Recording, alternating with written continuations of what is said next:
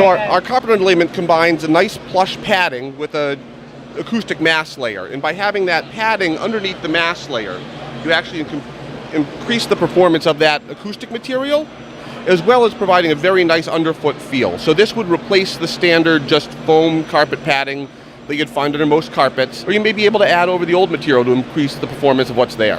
So if I have not seen any other businesses in this area at the boat show, are you the main guy as far as going for the manufacturers, the boat manufacturers? We are certainly one of the main guys, and one of the important things about how we approach this, when you come to us with a problem, we don't have to try and make your problem fit our solution. We have a solution for your problem. And we have the range of product. It's, if someone just sells mounts, they're going to try and find a way to relate that to a vibration issue or a structure-borne noise issue. But if you have an airborne noise issue, what you really need is insulation. So we've the background and understanding to come up with what the best solution is for you, and then we can also provide those products as well.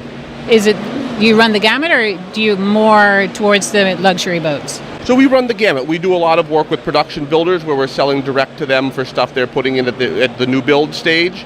And then we deal with some of all the way up to the large, mega yachts that are all one-off customs where there's an acoustic consultant who will be involved, and they'll come up with really what the details are, what needs to be laid out in there, and we'll work with them to come up with the right product mix to meet the noise levels that are in that specification. And what about performance? Does it affect the performance of the boat at all when everything is kind of calmed down and insulated?